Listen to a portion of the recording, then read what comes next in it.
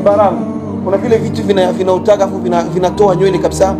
Vile sisi tunaitaka vifaranga, kinakuja huku. Nadhani itakuwa anasema ni mapunye. Subhanallah. Kikosea tu kidogo umeanguka. Mapunye. Kwa hiyo ikaonekana ni mapunye. Subhanallah. Baki lugha inaweza kanipeleka kubaya kwa kweli. Sasa jiulize bibi harusi. Sisi tunasema vifaranga. Kimoja huku kingine huku. Ni bibi harusi huyo.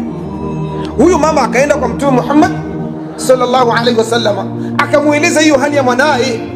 Alivyomueleza akamwambia, siwezi kumvika wigi, na katika riwaya nyingine siwezi kuunganisha ili nifiche hizi nywele, aolewe tu alafu atakwenda kuvitoa.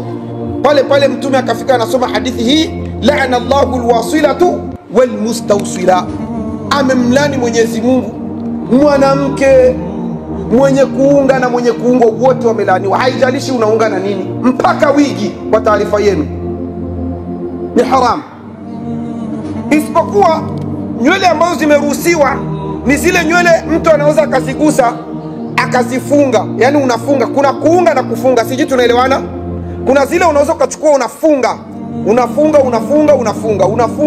na sio kuunganisha. Ikija tuna aina yoyote ya kuunganisha, hiyo ni haramu.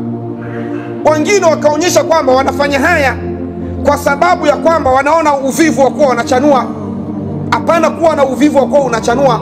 Na ndio maana dini ikapendeza kwamba zikirimuni nywele zenu, zipendezesheni nywele zenu. Hakuna aliyesema kwamba ni haramu mwanamke kuzinyoosha nywele. Hakuna hiyo hadithi ya kumharamishia mwanamke kuzinyoosha nywele, isipokuwa tu utafute ni dawa gani ambayo utazinyoosha kwa